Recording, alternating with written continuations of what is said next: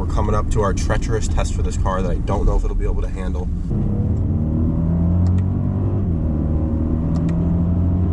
Wow, okay.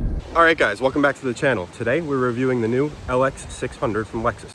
Now, I know this isn't exactly an exotic. It's a little anonymous because, you know, there's some of them around. But I thought it might be fun to look at this. We got an opportunity to review this today, so I figured why not? Now, the LX600 is Lexus's flagship car. It just got redesigned last year in 2024. This one is a 2024. It's lightly used. It has 10,500 miles on it, so, you know, basically brand new for all intents and purposes. I mean, the car looks really nice. I mean, very sleek. All in black is definitely the right color for this car. I'm sure that metallic silver might look nice too. This one has the black interior. The only thing, maybe you would want a red interior instead, because Lexus does do a nice red interior. But overall, I mean, you can't complain. Got a nice heads-up display up there, it looks like, so I'm excited to give that a try. Lexuses are known to last a very long time, so 10,000 miles shouldn't really change anything about how it drives. So we're gonna put it through its test today and see what we think about it. Now, it is freezing out where I'm at today, so I'm gonna, show you the outside of the car quickly, and then I'm gonna hop inside and start showing the interior just to get myself out of the cold for a little.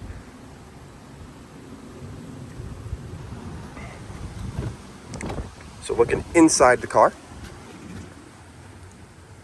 Very nice sporty steering wheel. I actually like this a lot. Usually Lexus steering wheels sometimes look a little dated. This one looks very nice.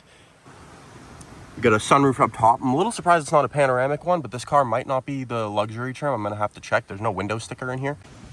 Let's check out the back seats. This is the bench seat setup. This isn't the captain chair, so you got a very standard back seat, but you do have your own dual zone climate control back here. A lot of nice things here. Got a couple USB-C ports down here, and this looks like a 12 volts. Yep. Clearly, whoever had this one had kids back here because there's a lot of little junk and stuff, but that's kind of what these cars are for. So we got cup holders right here. Not bad. And I'm sure that these do fold down in case you want to. Oh, okay. You press this button right here and it moves the front seat forward. That's very interesting. And drops this one down, apparently. You guys are learning on the go with me on this one. Wow, so this is really cool. This has to be for loading things or maybe like a storage thing, I guess. All right, so I now folded this seat all the way forward, just messing around a little bit. I'm sure you can get those ones to go down as well. I'm gonna see if I can just fold the back on that instead of moving the whole seat. Also, this first aid kit is literally Velcroed to the thing. It's kind of cool. Here's the back passenger door. All right, we get the trunk opening now. Pretty spacious trunk for having the seats up. Looks like we've got all your controls here to lower the back seats in case you're loading anything long. Looks like we have a regular 120 volt right here. Pretty nice. Other than that, you get good storage back here, especially for, having the seats up and everything. If you folded those down, you could put something pretty large back here, honestly. And these things don't stick out too far from where the wheel well is. Sometimes that takes a lot of room out of a trunk, but not in this car. Couple little cup holders back here in case you have the third row seats up. And if you got your buttons right here to close the trunk, I like that you can lock it with this one instead of having to, shut the trunk, then lock the car separately. But we'll just shut it for now and go check on that back seat. This car does have the third row seats, so that's nice. And it was actually pretty easy. I kind of understand why they put that button on here now, because when you press that button, it moves the front seat forward, which is moving back right now. So this just moved back. When you press that, it moves that forward to make it easier to load. And then when you fold this down, then you have room to get to the third row back seat. Pretty sweet. Fuel filler cap right here on the left, and we're gonna pop through the hood real quick to take a look at the engine.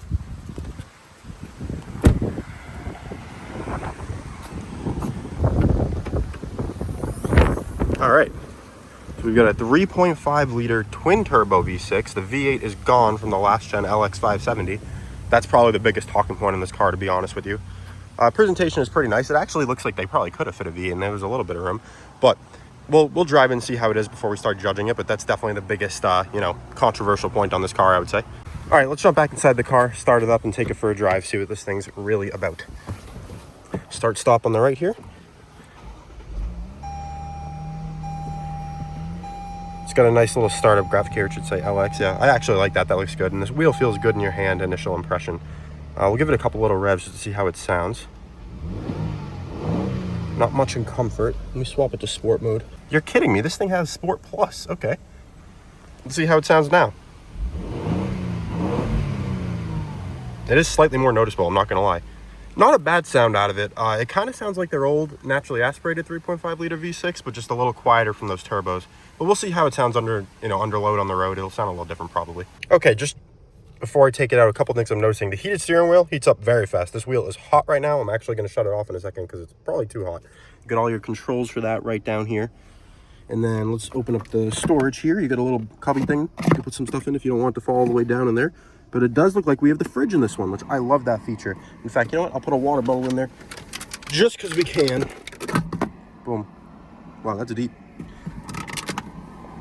Okay, that's pretty sweet.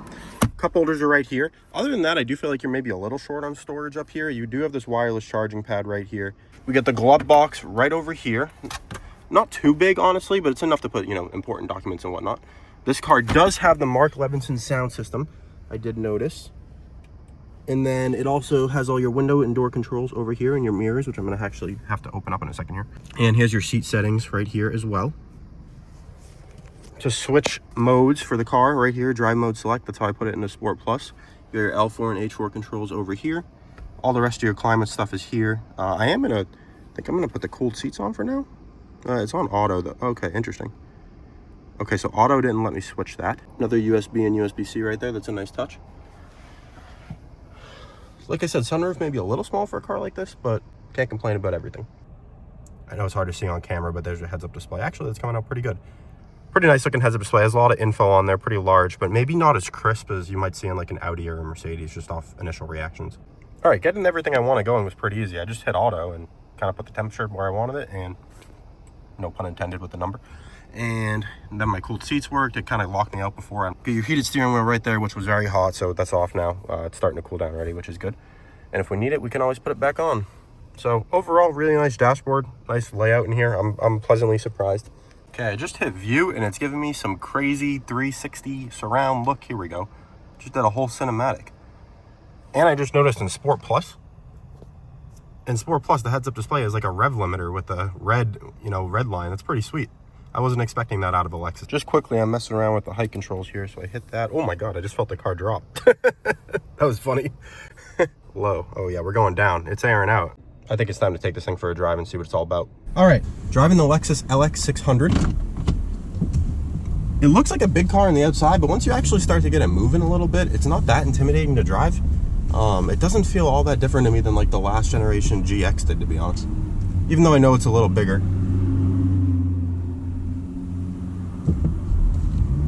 We're still driving it in sport.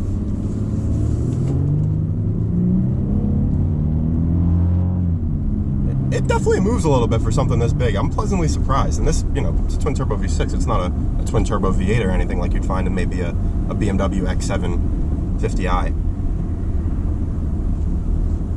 Okay, initial impressions, it gets away pretty nicely. I'm actually going to drop it out of Sport Plus just because we're going to be on a regular road here for a second. I want to see how it rides in comfort, because that's really what this car is more about. Because the suspension was definitely a little firm under that acceleration, but it was in Sport Plus and basically foot to the floor, so it makes sense. Oh yeah, I can already feel the difference. It actually makes a nice little rasp. I wasn't expecting that out of this engine or this car. I thought it would be like as quiet as possible. The heads-up display has a lot of info when you're driving. It's telling me the speed limit, the direction I'm going, my RPMs, and my speed at the moment. So it's got a lot of good stuff going on here. A lot of glass in this car. Visibility is pretty good. The mirrors, I do think maybe could be a little wider. I know it sounds kind of weird, but they feel a little narrow to me. The car behind me was just kind of close for a second, and I felt like I couldn't see it out of a giant car like this, which is kind of surprising. I'm going to take this thing out in some more serious back roads in a second here. I just wanted to see what it's like in some normal commuting situations, and I'm going to put this through a very treacherous test in a few minutes here, and I don't know if it's going to be able to handle it. I didn't hook up my Apple CarPlay just because I'm not going to have this car for more than a day, but screen's nice and big. I'm sure if you were using Apple CarPlay on it, it would be pretty easy to read. I do like that the bottom screen always seems to have the same settings on it. It looks like you can change a couple things, which is nice. Okay, we're gonna stop and throw some gas in the car. We'll see how it does. We're at a quarter of a tank right now. I'm gonna throw 20 bucks in, see what we get to.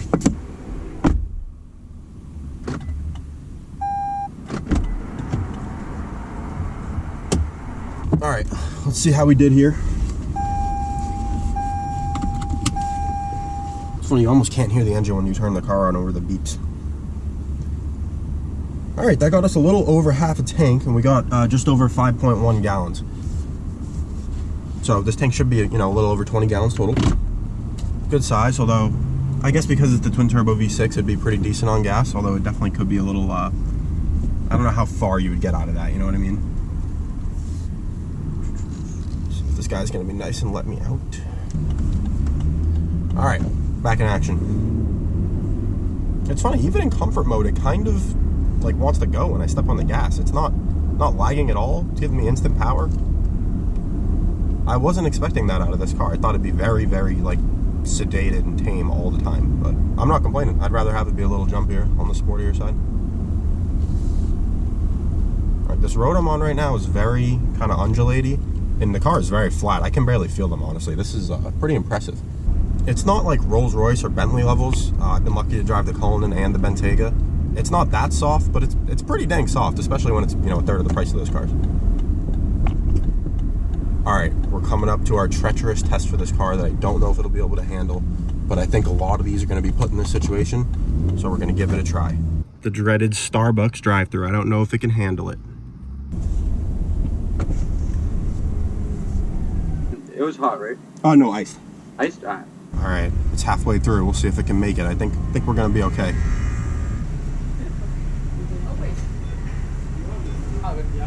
Thank you, sir. Have a good one. Have a nice day, man. You too. Alright, something I just noticed, the blinkers are very nice on this car when you hit them. They like, the stock barely moves. Let's try this new Starbucks holiday drink. Oh God. Alright. Mid-car review, Starbucks review. The gingerbread ice latte, hard pass. So far though, the LX600, I'm all for. I'm liking this a lot. I'm not gonna lie, you feel like a boss driving this thing around. It's big, it's high, got the heads-up display letting you know what you're doing.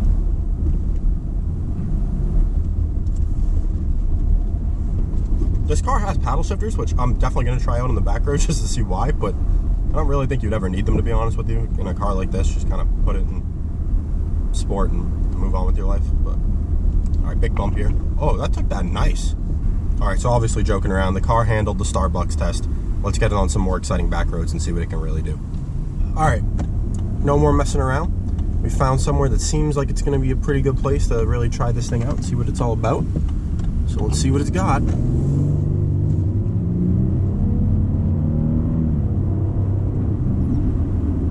Pretty serious pickup for a you know, over 6,000 pound car. Or I shouldn't even say car, I guess. I shouldn't even say car, this is a big SUV. It makes like a nice throaty sound. I wasn't expecting it out of like the twin turbo V6. I thought it'd be a lot quieter. It doesn't have like the same high-pitched revving sound that their old 3.5 liter V6 had, but it does have like a raspier sound, I guess I would call it. I don't even know how to describe it, but I like it, whatever it is.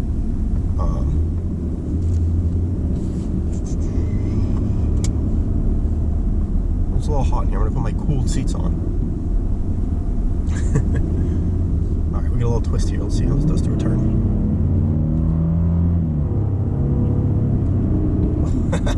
You know, it's a big, heavy car, but it can handle itself through a corner. I mean, I was pretty much flat through it there with the wheel, you know, just turning. It did what I asked it to. I have no idea where I am right now.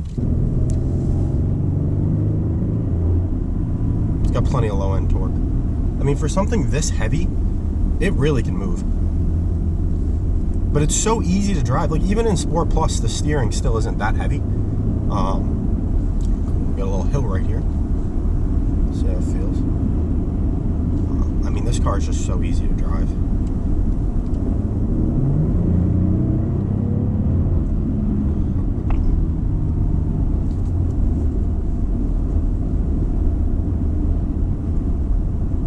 It's a beautiful area. I have no idea where I am.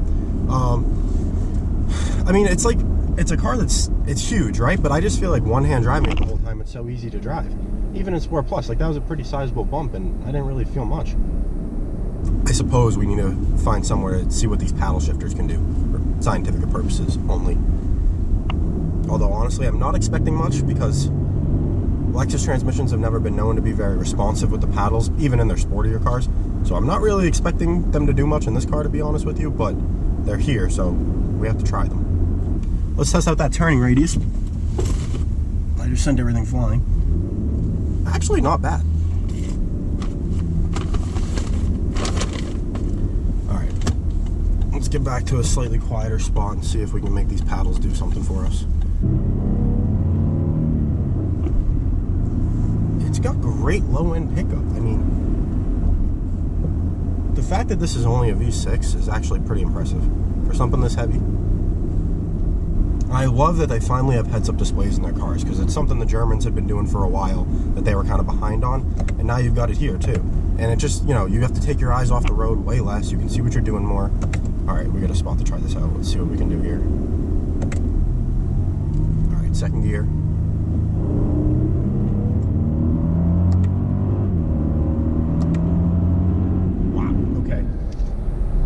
A lot of delay when you pull the paddle.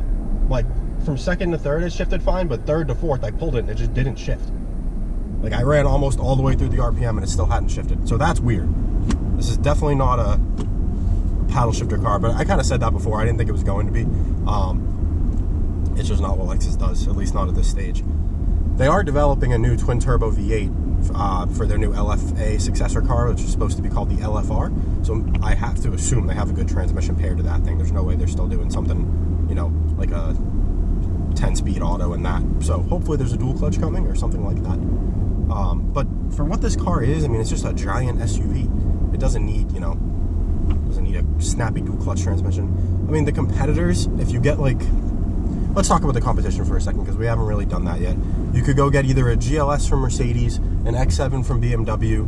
Audi's Q7 isn't really as big as this, and they are making a Q9 that will be as big as this, so that probably will be a better comparison at that time. But for now, it's kind of GLE and X7 that compete with this. Price-wise, I believe the X7 is the least expensive of the three. I think this is a little more money than they used to be, but the X7 does have a V6 and a V8 option, as does the GLS. But I'm pretty sure, I'll have to double check this. If I'm wrong, I'll throw it up on the screen now, but I'm pretty sure this sits price-wise between a V6 and V8 X7 and GLS. I'm pretty sure the V6 GLS is slightly cheaper than this as well, but I'll double check that. The GLS might be a little more expensive. The X7, I'm pretty sure V6 one is less than this car. But you're getting the Lexus, you know, level of quality and reliability. I will say I've already seen people online complaining this car has 3 timing chains and the older V8 engine was better, and it probably was better, but you're getting 100 more horsepower out of this, and as long as, you know, Toyota and Lexus stand behind their products still like they always have done in the past, and the car still works pretty well, I don't see any reason to be too concerned with these long-term reliability wise. Let's see if we can get one more little pull in here.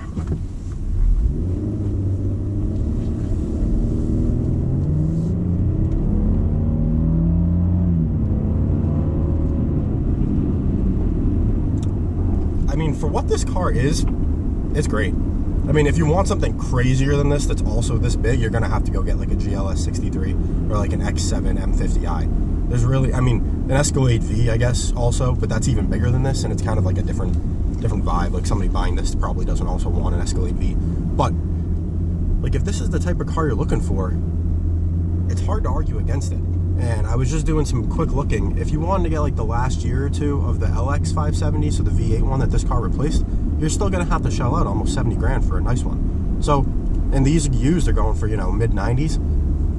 So the floor is pretty high on this because, you know, if the old ones are still going for 70, you're not, this isn't going to go for 70 anytime soon. So even if you bought this and kept it for, you know, 6 to, I don't know, let's say 4 to 6 years, it'll probably still be worth, you know, 70 or more in that time. So it's really not a bad purchase. It is expensive, but you're not going to, you know, lose a ton of money on it like you probably will on an X7 or on a GLS. So that is something to consider. I'm pleasantly surprised by this car. I think it's pretty great. Has it passed the Exotics Anonymous sporty test? I mean, for what it is, yes, it really has. It's not like a, you know, a GLS 63 sounds insane. It'll pin you to your seat and everything. This will give you a little bit of that, but this is more for somebody that wants like a really luxurious driving experience every day, that wants some performance in case they want to blow the doors off someone on the highway if they need to. So it's great. A lot of fun. I mean, over 400 horsepower is always fun, no matter how big the car is. This car is heavy, but it's, you know, it's not as heavy as, say, something like an Escalade, so you can still enjoy it. I've really enjoyed driving this car. I don't really want to give it back, but I don't think I want to give them 95 grand for it either. So we'll probably give it back. Thank you so much for watching today's video. Well, I'm getting distracted, stepping on in here a little bit. Thank you so much. I can't turn the Exotics Anonymous Sporty test off, you know, it just happens. But thank you so much for watching today's video. Please like and subscribe if you haven't already, and, you know, share the video with your friends. I'm going to be doing lots of videos like this. So I hope you enjoyed the video, and I'll see you next time. Thanks.